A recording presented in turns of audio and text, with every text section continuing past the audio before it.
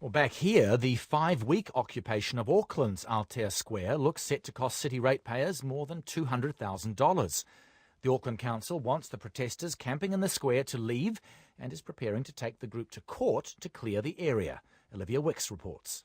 One of the most substantial bills for ratepayers is the cost of security guards who are patrolling the site day and night. That costs $20,000 a week, and wire fences that close in the site are an extra $500 per week. A number of events that were supposed to be held in Aotea Square over the past month have been cancelled, a revenue loss of at least $8,000. That number is expected to rise if more events are cancelled in the lead up to Christmas.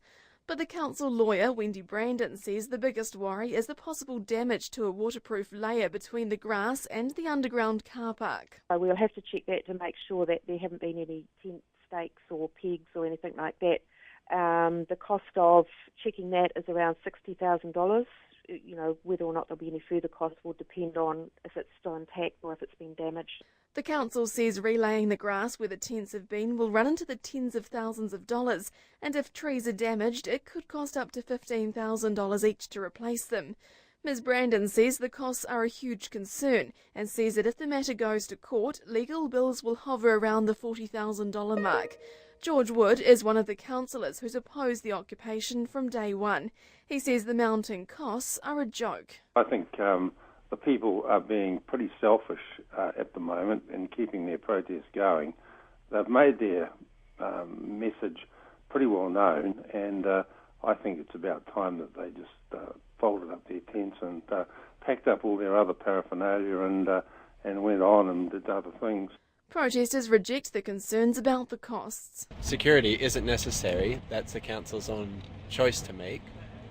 We haven't done anything that necessitates having security monitor us, so it seems unfair to say that it's our fault they're paying security. I think the amount of money that was spent on the Rugby World Cup pales in significance. If you're so concerned about X amount of dollars being missed out on, bring us the figures.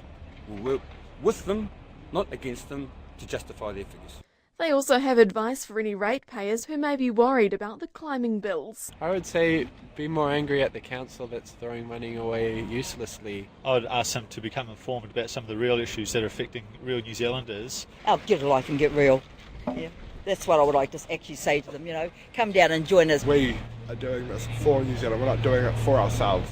Come down, check it out, voice your concerns with us. The protesters will meet tonight to finalise plans to fight the eviction orders in court. The Auckland Council says court action could begin as early as Monday. In Auckland for Morning Report, Olivia Wicks.